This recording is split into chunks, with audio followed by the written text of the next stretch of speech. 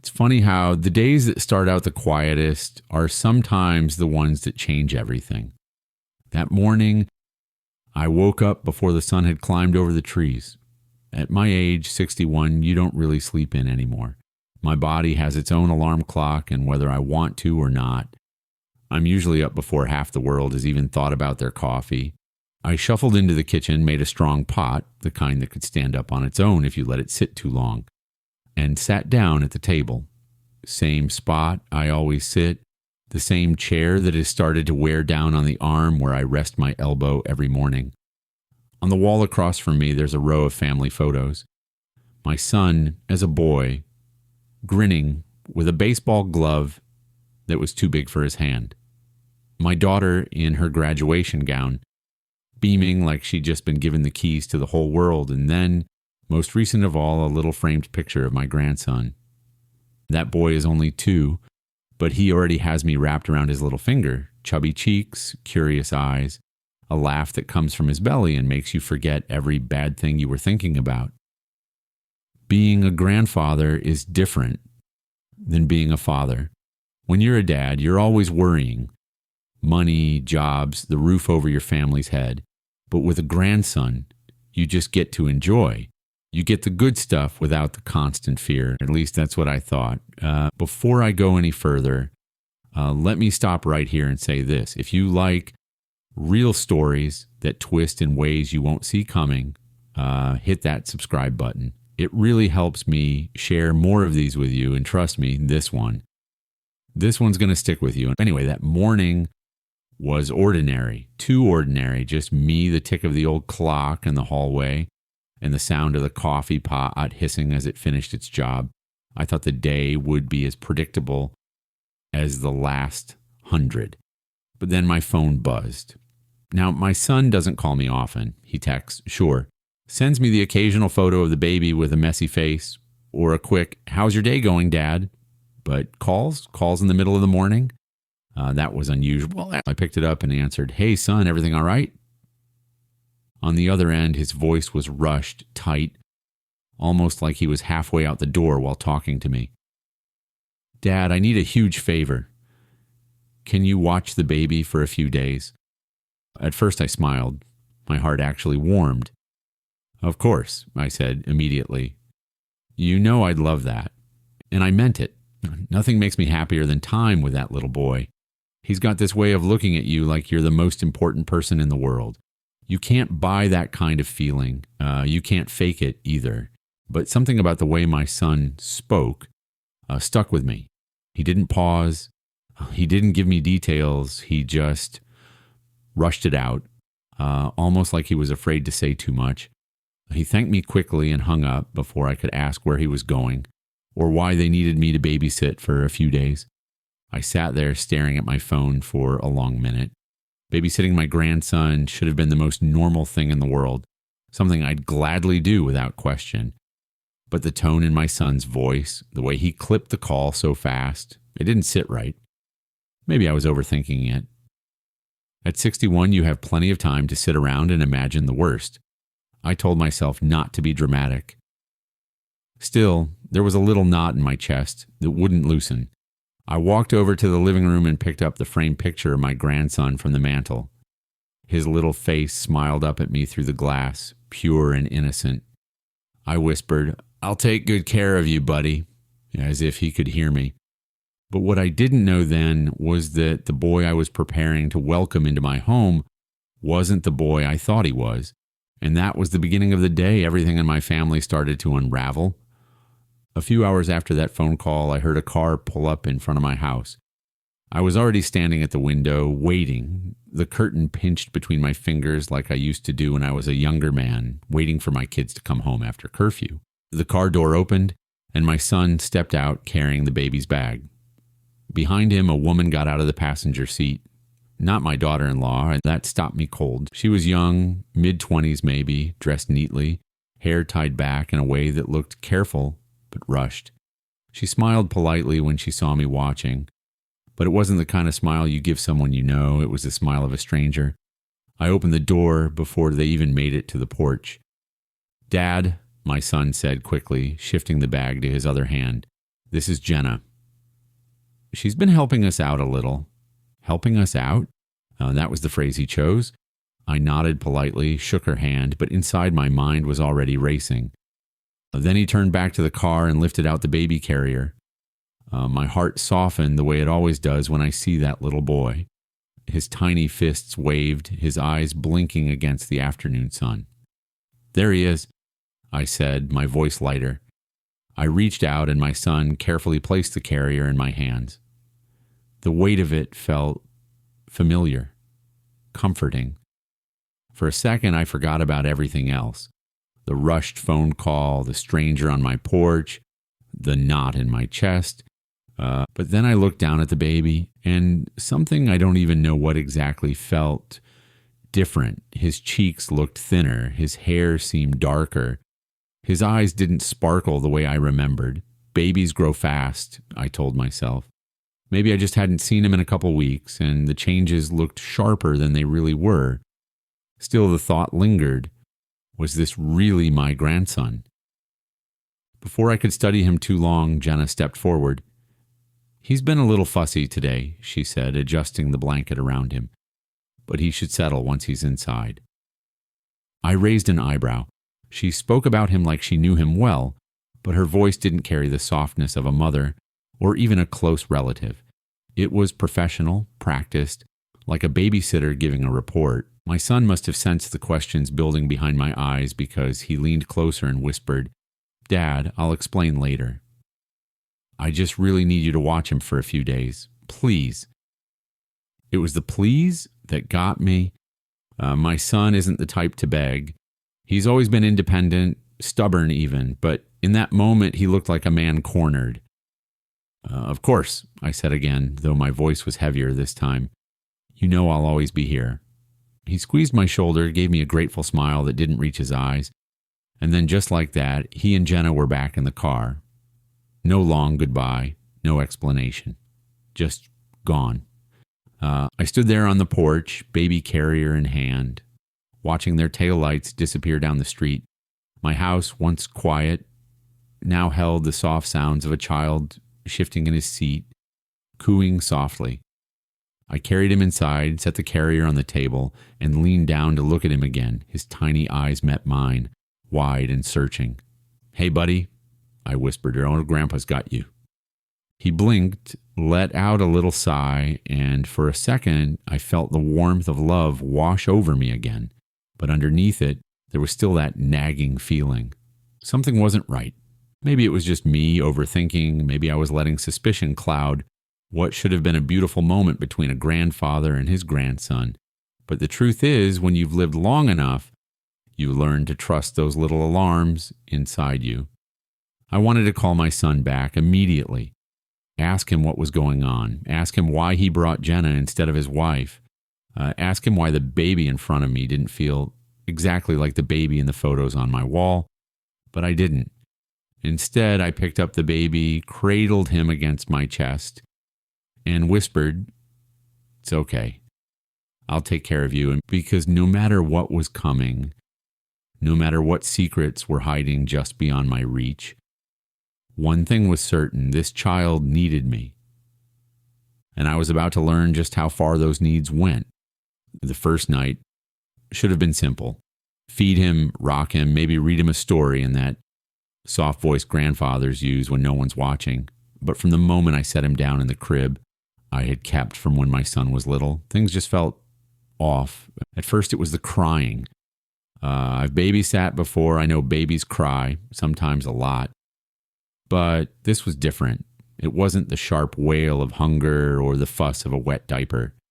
It was long, drawn out, almost confused, like he was in a place that didn't feel familiar. I walked back and forth through the hallway, bouncing him gently against my shoulder. "It's okay, buddy. You're safe here with me. Grandpa's got you."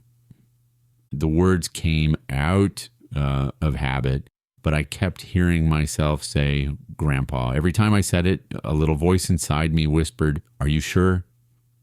After nearly an hour of pacing, he finally drifted off, his tiny hand clutching the fabric of my shirt. I laid him down again, careful, slow. For a moment, I thought it was over, But as soon as I stepped into the kitchen to warm a bottle, he cried again, louder this time. I sighed, ran a hand through my hair, and went back to him. "All right," I said softly, "we'll try this again." I sat in the old rocking chair by the window, the one my late wife used to rock our children in. The rhythm of the chair creaking against the wood floor was oddly comforting, like a familiar song. But as I held him, I studied his face in the dim glow of the nightlight. And that's when I noticed it. His eyes, they were a different color. Now I know babies' eye colors can shift as they grow, but this was something else. The last time I saw my grandson, his eyes were bright blue, the kind of blue that makes people stop and smile. But the child in my arms, his eyes were hazel, flecked with green. I froze. The rocking chair slowed to a stop beneath me as I stared down at him. His little chest rose and fell, his breathing soft and steady. He looked peaceful, innocent, but nothing about what I was feeling inside was peaceful. Could I be remembering wrong? Maybe the photos on the wall had tricked me. Maybe I was too tired, too old, too suspicious for my own good. But deep down, I knew what I saw. And before we go on, let me remind you, if you're just joining this story and you love true, shocking twists about family, betrayal, and hidden secrets, don't forget to hit subscribe.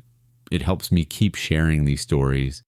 And trust me, what comes next will leave you speechless.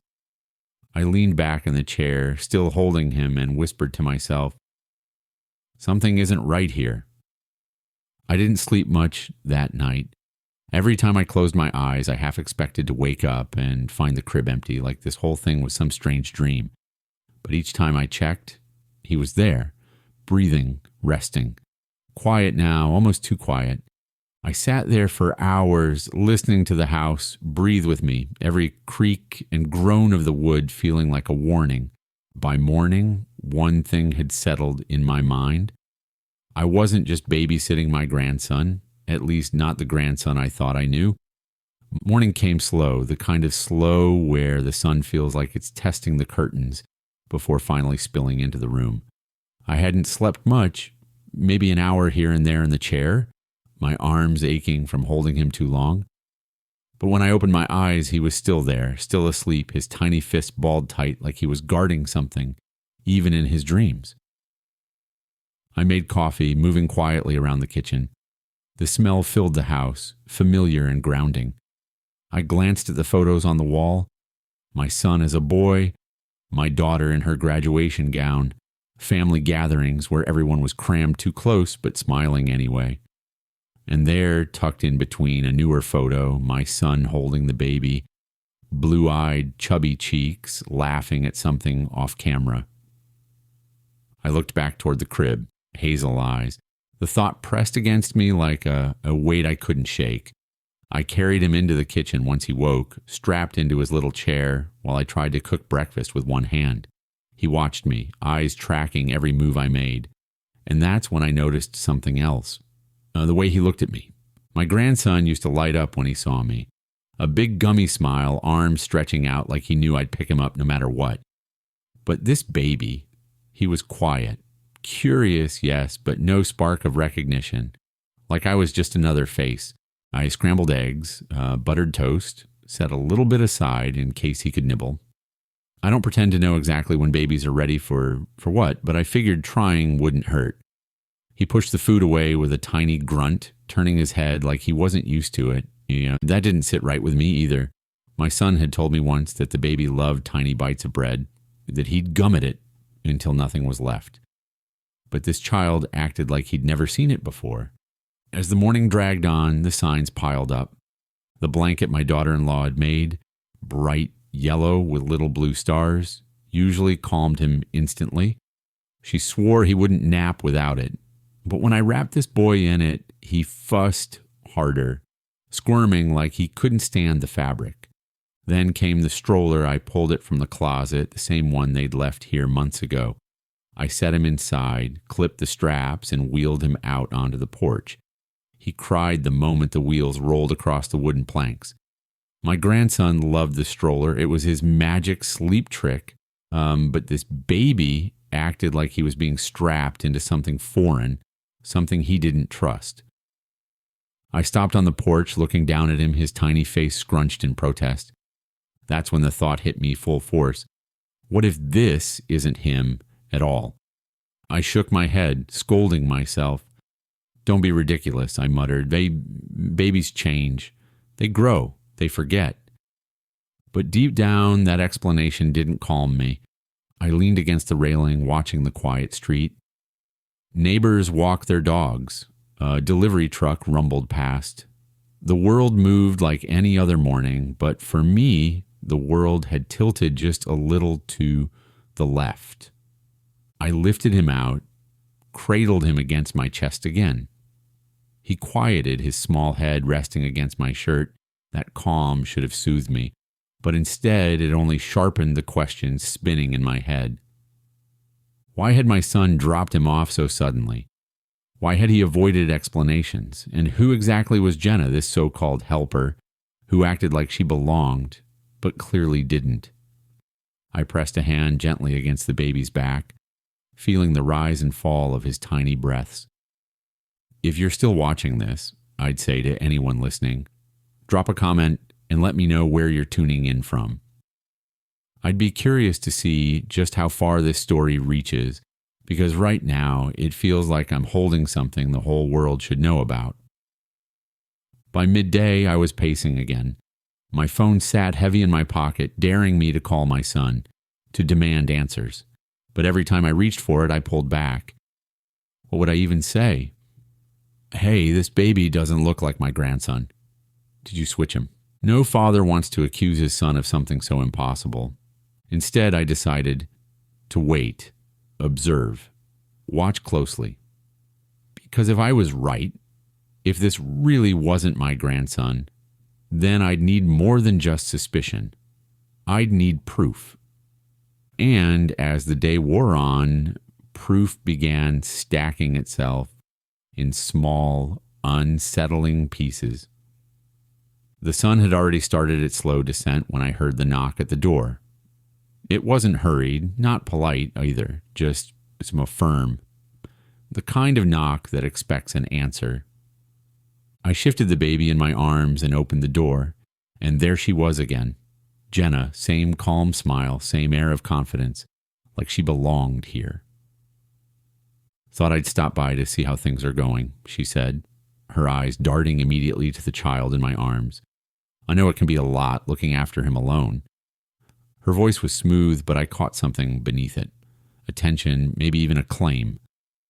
He's fine, I answered, my tone sharper than I meant. Sleeping and eating just like he should. Her smile didn't waver, but her eyes lingered too long on the boy. She tilted her head, studying him like she was checking for something specific. He likes to be held upright, she murmured. That way he won't fuss as much. I bristled. I think I can manage. She stepped inside without waiting to be invited, her hand brushing the door frame like she was marking her presence. My house suddenly felt smaller with her in it, her perfume too strong, her footsteps too confident. She sat on the couch, patting the cushion beside her. Let me hold him. Give you a break? I hesitated. Every part of me screamed no. But refusing outright might reveal too much of my suspicion. Slowly, reluctantly, I handed the baby over, watching her every move. The way she cradled him was too practiced, too natural. She hummed softly, swaying side to side like she'd done it 100 times before. He didn't cry. He didn't fuss. He nestled against her chest as though he belonged there. And that's what unsettled me most. How do you know him so well? I asked, the words slipping out sharper than I intended. Her smile flickered but quickly returned. Oh, you know, babies are all the same. Once you've been around them enough, you learn.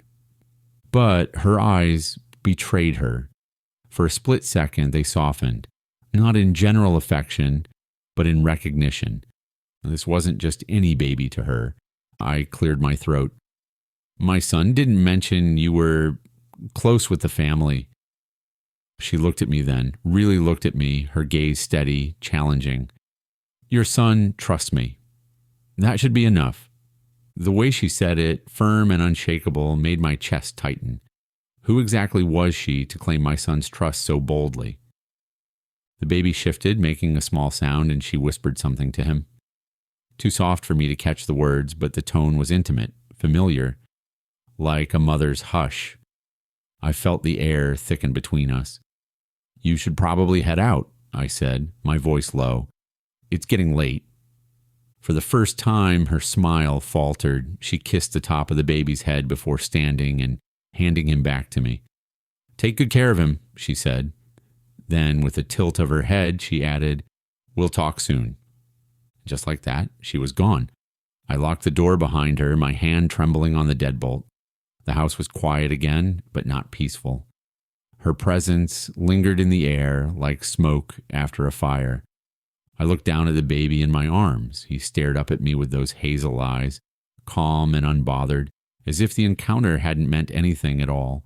But I knew better. Something was wrong, very wrong. That night, after Jenna left, I couldn't settle. The house creaked the way old houses do, but every sound felt amplified, like the walls themselves were uneasy. I set the baby down in the crib and stood there for a long time, watching his chest rise and fall. He was peaceful, too peaceful. I needed answers. I pulled out the old shoebox of photos I kept tucked away in the hall closet, pictures of my son, his wife, and the baby, the ones they'd sent me proudly when he was born. I laid them across the table under the yellow kitchen light, my hands trembling as I spread them out. There it was, bright blue eyes, my grandson's eyes. I leaned closer, comparing the photo to the child sleeping just a room away. No matter how I turned the picture, no matter how I convinced myself, the difference was too clear. Hazel and green in real life, ocean blue in every photograph. I sank into the chair, my chest heavy, my mind racing. Had I made a mistake? Could baby's eyes shift this much, this quickly? Maybe, but not like this. Not so stark. And then another thought crept in, uninvited but undeniable. What if Jenna wasn't just some neighbor helping out? What if she wasn't lying about knowing him? What if she was telling the truth in ways I didn't want to hear? The clock on the wall ticked louder, midnight. The baby stirred but didn't wake. I rubbed my temples, exhaustion tugging at me, but I couldn't stop staring at those photos. I whispered into the empty room, Who are you?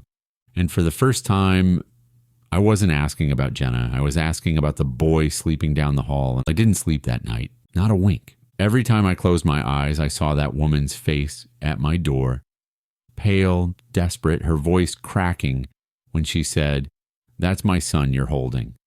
The words echoed in my ears louder than the ticking of the old wall clock, and I had slammed the door on her eventually, clutching the baby against my chest like he might vanish if I let go.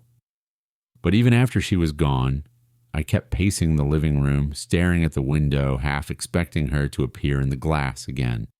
The baby, for his part, was calm, too calm. He slept soundly in the crib, his small chest rising and falling in steady rhythm. But every time I looked at him, I questioned what I was seeing. Was this truly my grandson, or had I been so blinded by the idea of family that I'd ignored the truth staring me in the face? I poured myself a drink, whiskey, neat, though it did little to steady my nerves. My hands trembled around the glass, spilling drops onto the table.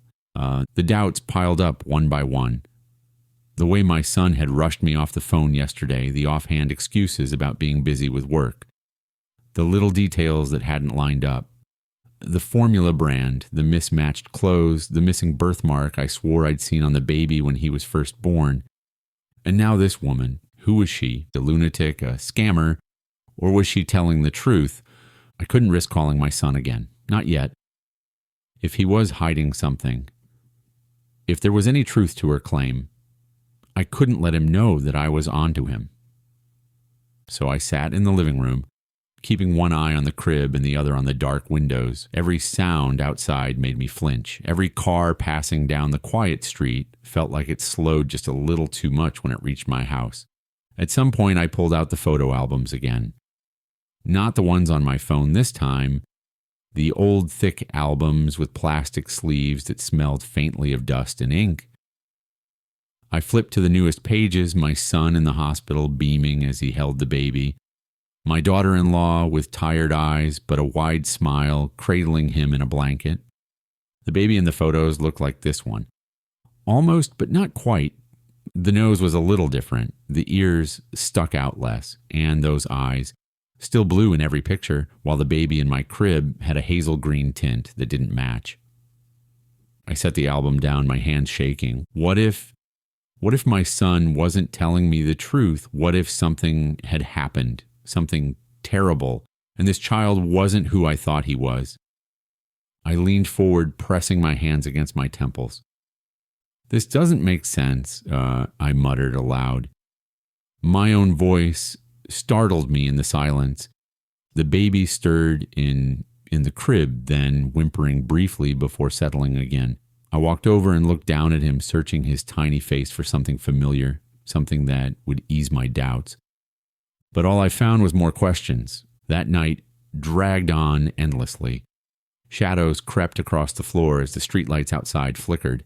My eyelids grew heavy, but every time I closed them, I saw that woman. Again, her hand outstretched, her eyes begging. That's my son. When dawn finally broke, spilling gray light across the living room, I was still in the same chair, staring at the crib, waiting for answers that refused to come. And deep down, I knew this wasn't over, and it was only the beginning. Morning came slow, gray, and unforgiving. I felt like I'd aged 10 years in one night, sitting in that chair with my back stiff and my eyes raw from staring at the crib. The baby stirred awake before I did, soft whimpers turning into cries until I finally stood and lifted him into my arms.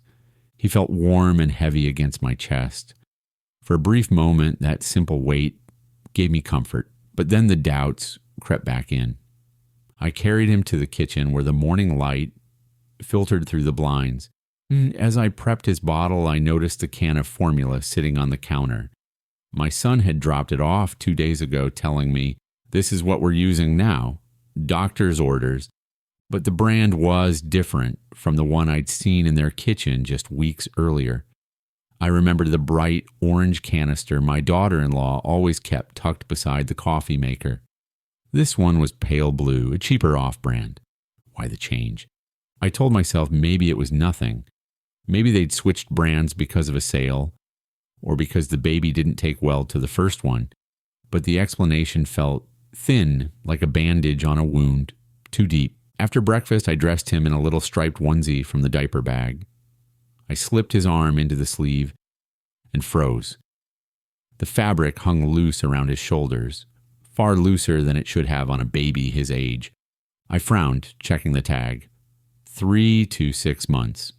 Exactly the size he should have been wearing. But the baby inside the outfit seemed smaller, leaner.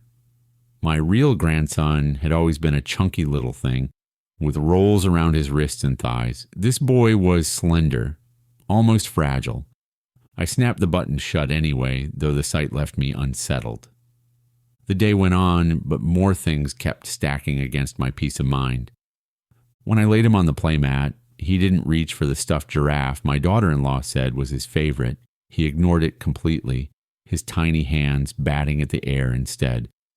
Later, when I hummed the tune, I always used to calm him. There was no flicker of recognition in his eyes.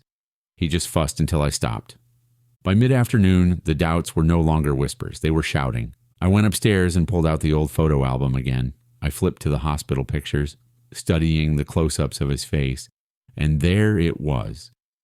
The detail I'd tried to dismiss but could no longer ignore. A birthmark, small, faint, but definitely there, just under his left shoulder blade.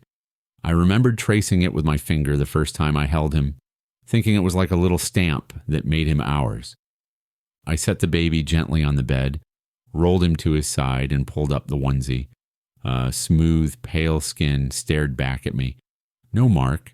Nothing. My stomach dropped. I sat on the edge of the bed, my hand shaking as I adjusted his clothes again. He gurgled softly, oblivious to the storm tearing through me. I wanted to be wrong. God, I wanted to be wrong. Maybe I was misremembering. Maybe I'd built the mark up in my head over months and it had never been there at all. But deep down I knew this wasn't just a different formula or clothes that didn't fit or toys he didn't care about. This was a different child. As the day dragged on, I kept noticing more. The way his hair curled differently around his ears, the shade of green in his eyes instead of blue, the way he sucked at the bottle but never quite finished it, the way my grandson always did. By evening, the house felt like it belonged to strangers. Every sound, every cry, every breath from the baby made me question the world I thought I knew. And with each doubt, one truth pressed harder against my chest. If this wasn't my grandson, then where was he? By the time night fell again, I couldn't take it anymore. Every instinct in me screamed that something was wrong. The weight of it pressed on my chest, stealing the air from my lungs. I wasn't built to sit quietly while my family slipped into shadows. I grabbed my phone off the counter, my thumb hovering over my son's name. For a moment, I hesitated. What if I was wrong? What if I accused him of something so unthinkable and it turned out to be nothing but my own paranoia? But then I looked at the baby, asleep in the crib, his tiny fists curled at his sides, and I knew there was no going back. The line rang once, twice, 3 times. Finally, he answered, his voice clipped, impatient. Dad, it's late? What's going on? I didn't waste time. I need to ask you something, and I need the truth. This baby you left with me, is he really your son?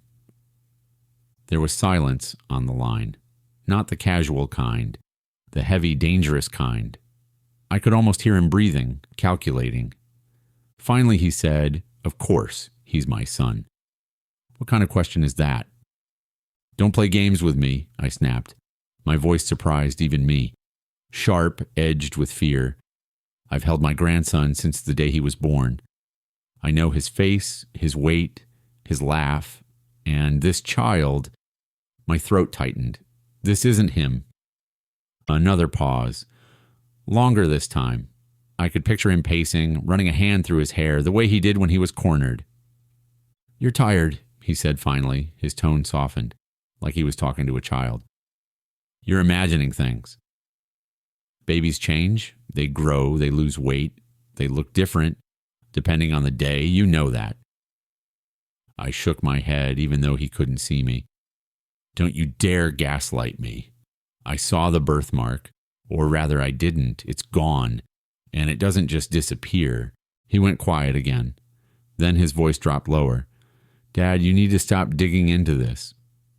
You don't know what you're talking about. The words chilled me, not because of what he said, but because of how he said it. Calm, controlled, like a man used to hiding things. What have you done?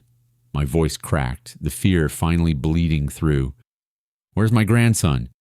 The silence stretched so long I thought he'd hung up. Then I heard him mutter, almost to himself, I told her this would happen. Her? Before I could press, he cut me off. Listen, keep the baby with you tonight. I'll come in the morning and we'll talk face to face. Until then, do not call anyone. Do you understand me? My grip tightened on the phone. I don't take orders from you. If you don't tell me what's going on right now, I'm calling the police. His voice snapped back, sharper than I'd ever heard. Don't. You'll only make this worse. Then the line went dead. I stared at the screen, my reflection faint in the glass. My own son, the boy I'd raised, taught to ride a bike, watched grow into a man, had just hung up on me, leaving more questions than answers. I turned toward the crib. The baby stirred, his little chest rising and falling in sleep, and for the first time in my life, I looked at a child in my home and felt nothing but dread, because now I knew my son was hiding something, and whatever it was, it involved this child. Sleep never came that night. I sat in the living room chair, eyes fixed on the crib like I was guarding a stranger instead of family. Every creak of the house made me stiffen. Every car that passed outside, I wondered if it was him coming sooner than promised, When dawn broke, the silence felt heavier than the darkness. I brewed coffee I didn't drink, stared at the clock, and waited for my son to show up like he said he would. But he didn't. 8 o'clock, 9, 10, nothing. No call, no knock, just silence. I tried his number again. Straight to voicemail. My daughter-in-law's phone, same thing. It was like they had both dropped off the map overnight. That was when I noticed something on the diaper bag he'd left behind. A hospital tag, half torn, still dangling from the zipper. My heart lurched. I picked it up, squinting at the faded print. The name wasn't my grandson's. It wasn't even my family's. The tag read, Baby Boy Johnson, a name I didn't recognize, a mother's name I had never heard before. For a long minute, I just stood there, staring at the letters as though they might rearrange themselves into something that made sense, but they didn't. They stayed foreign, damning. My son had lied so completely, so recklessly that he'd left behind proof in plain sight. My hand shook as I laid the tag on the counter. My mind spun, trying to piece it together. Had he taken another woman's child? Was this some kind of twisted deal gone wrong? A knock at the door jolted me. I froze, the memory of the woman from yesterday flashing in my mind. I'm here for my son. Slowly, I approached the door, every step heavier than the last. I peered through the peephole. It wasn't my son. It wasn't the woman either. It was a man I'd never seen before. Mid-30s, sharp suit, eyes that scanned the street. Even as he stood there, he didn't look like family. He looked like someone on a mission. I didn't open the door. Instead, I stood there, my hand pressed to the wood, my breath caught in my chest. After a few moments, he knocked again. Softer this time, almost polite. Then he slipped a card under the door and walked away. I bent down, picked it up. It read, Detective Carter, Missing Persons Unit. My knees nearly gave out. I staggered back into the kitchen, clutching the card like it was burning me. Missing persons. That's what this was, that baby in the crib. The one I had sung to, rocked to sleep, fed with trembling hands, wasn't just not my grandson. He was missing. He belonged to someone out there who was desperate, searching, praying, and my son, my own flesh and blood, was in the middle of it. I looked at the crib again, at the child who slept soundly, unaware of the storm swirling around him. And in that moment, one truth struck me harder than anything else had yet. This wasn't just a family problem anymore. This was a crime. I sat there for what felt like hours, the detective's card resting on the table. Between my hands, every instinct told me to call, to pick up the phone and hand this whole nightmare over, but fear kept me frozen. Fear of what it would mean for my son, fear of what it would mean for me, realizing the boy I raised was capable of this. It wasn't until evening, when headlights swept across the living room window, that I moved. My chest tightened as a car pulled into the driveway. I stood, ready for it to be the detective returning, but it wasn't. It was her. My daughter-in-law stepped out, moving slowly, shoulders slumped, eyes tired. Not the woman I remembered, polished, confident, always in control. This woman looked like she'd aged 10 years in a week. When she walked through the door, she didn't smile. She didn't even pretend. She just looked at the crib, then at me. "We need to talk," she said, and her voice cracked on the last word. I gestured stiffly toward the table. She sat, her hands trembling as she tried to hold herself together. For a long moment, neither of us spoke. The ticking clock filled the silence, every second stretching the distance between us. Finally, she broke. "He didn't tell you, did he?" she whispered, and I stared at her, my jaw tight. "Tell me what?" She covered her face with her hands, and when she dropped them again, her eyes were red. "That boy isn't ours. He never was."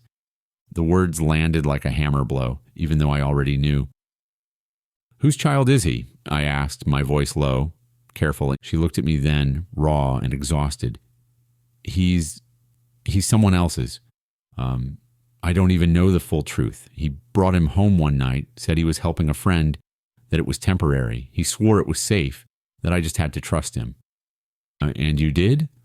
Her lips trembled at first because I wanted to, because I thought if I questioned him, if I pushed too hard, he'd leave. She swallowed hard, her voice breaking. But then the story stopped making sense. And when I asked again last week, he told me to keep quiet, that it was bigger than me, bigger than us. I leaned back, my stomach hollow. And you went along with it. Tears spilled down her cheeks. What choice did I have? He's my husband, but now, her voice dropped to a whisper. Now I don't even know who he is anymore. The room went still. I thought back to the man at my door earlier, the detective's card still on the table. Missing persons. I pointed to the crib. Do you even know who that baby belongs to? She shook her head, a sob catching in her throat. No, and that's what terrifies me. Silence pressed heavy between us again. The only sound was the faint rustle of the baby shifting in his sleep. I wanted to be furious. I wanted to slam my fist against the table and demand answers. But looking at her, broken, ashamed, afraid, I realized she was just as lost as I was. The real monster in the story wasn't her. It was him, my son.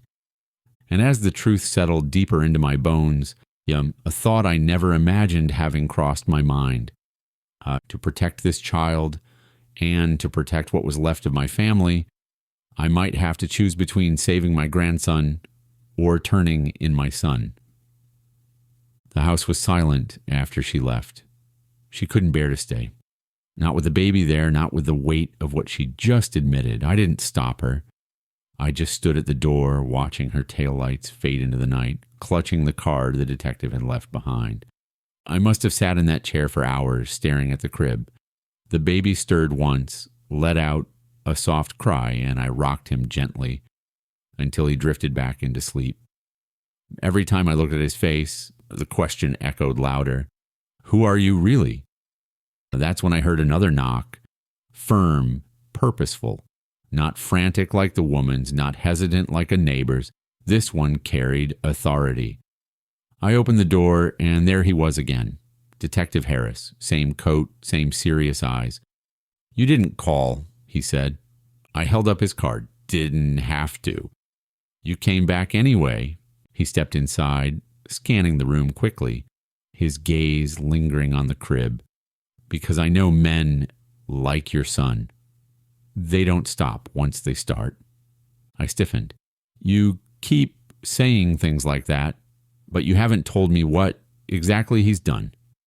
The detective lowered his voice. Because what I have is enough to suspect, but not enough to arrest. And if I push too soon, he vanishes. He's good at disappearing, but he always leaves chaos behind. I rubbed my temples, frustration burning. His wife was here. She told me the baby isn't theirs, that she doesn't even know where he came from. That made the detective pause. His jaw tightened. And for the first time, I saw something flash across his face. Not surprise exactly, but confirmation. Like a piece of the puzzle had just fallen into place. That matches what we've been afraid of, he said. Your son may have taken this child from someone connected to the circles he's been running with. We've had reports of a missing infant from 2 towns over, the blood drained from my face. Missing? As in kidnapped? He didn't answer. He didn't have to. The air between us grew heavy. I felt the weight of everything crashing down. My son, my grandson, my family. But what do you want from me? I asked, my voice hoarse. Harris looked me dead in the eye. I need you to stop protecting him. I need you to remember that the boy in that crib is innocent. He doesn't care about bloodlines, doesn't care about whose last name he carries. He just needs to be safe. And right now, your son is the biggest danger in his life.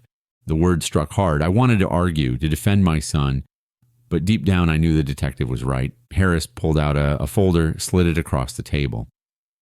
These are statements, bank records, witness accounts. Your son has been working angles for months, lies, debts, fake names. The baby isn't just a mistake. He's leverage, collateral in something darker. I stared at the folder, my hand hovering over it, but not opening it. If I help you, if I give you what you need, what happens to him, my son? The detective's eyes softened, just barely. If he cooperates, maybe there's a way out that doesn't destroy him completely. But if he keeps running this game, he'll bury himself, and he'll drag you down with him. I looked toward the crib again, at the tiny chest rising and falling. My heart twisted.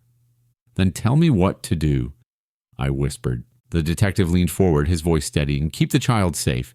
Don't let your son near him unsupervised. And when he comes for him, because he will, you call me right away.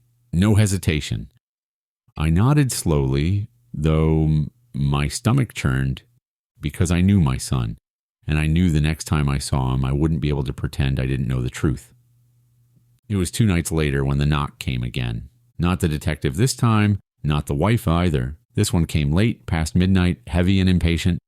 I knew before I opened the door. My son stood there, same crooked smile he'd always worn when he thought he could charm his way through anything, but his eyes carried a sharpness I hadn't seen before.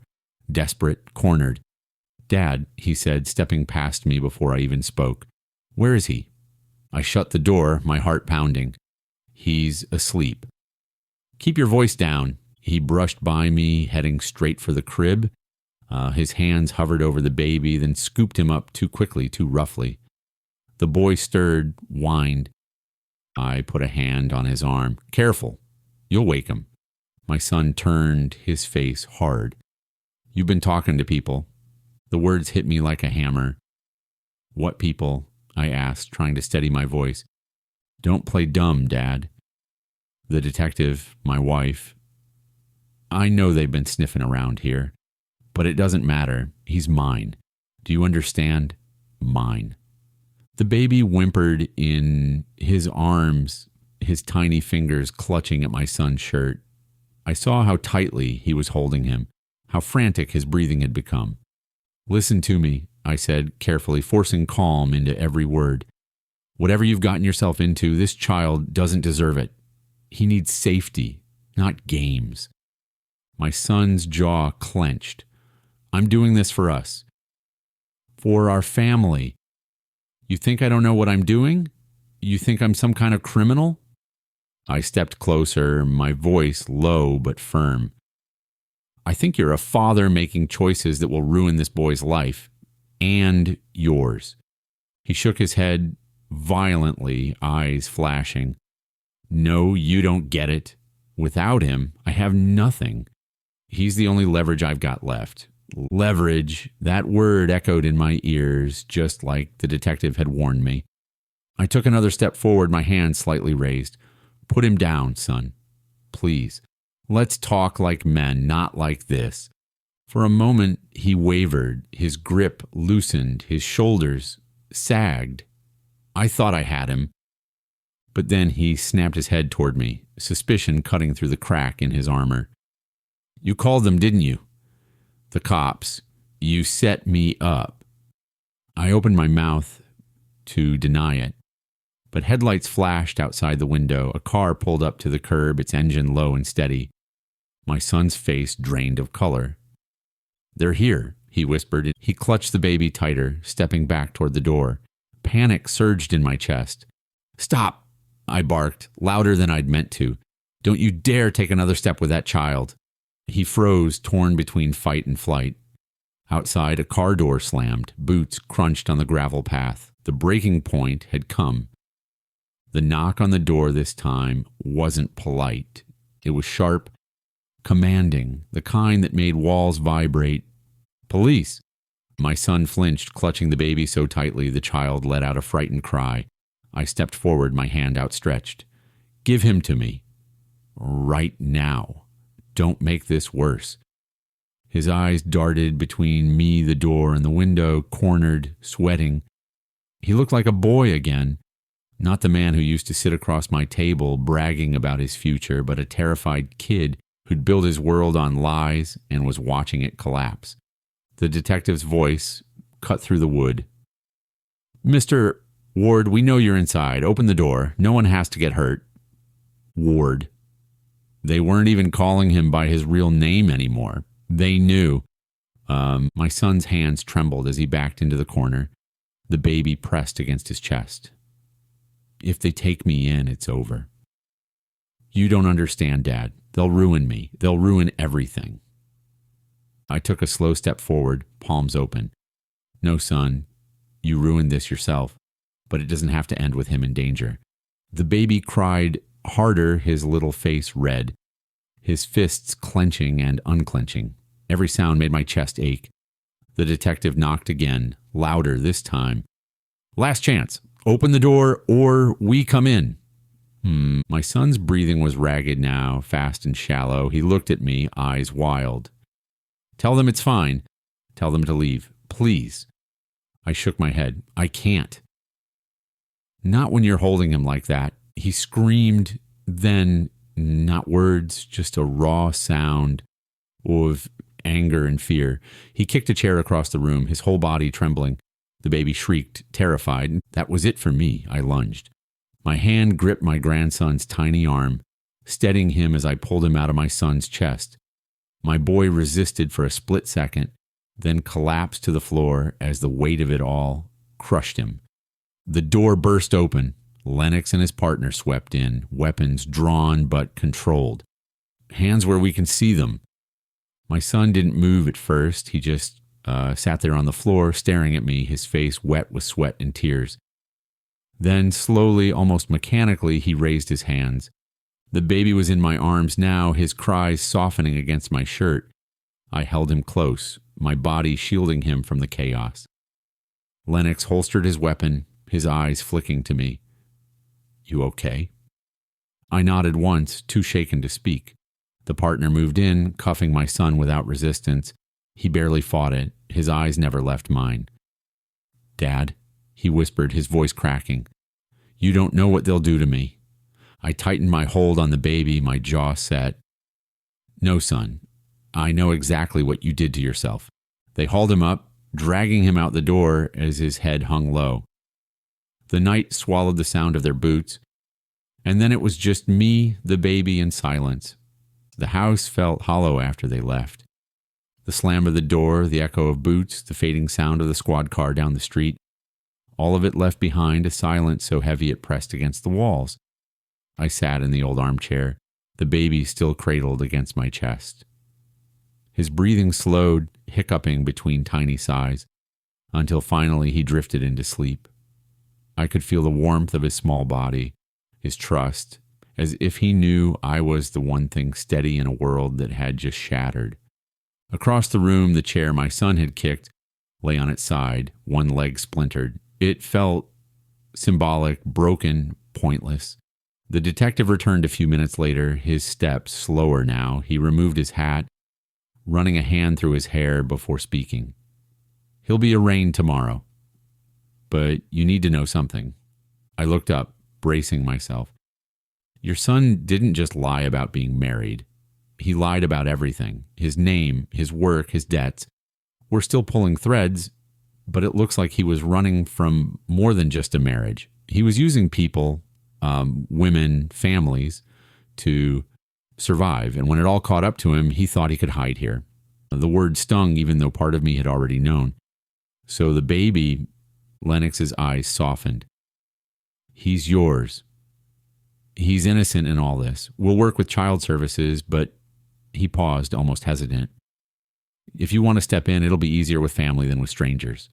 I looked down at the boy in my arms. His face twitched in sleep, a tiny smile, or maybe just a dream.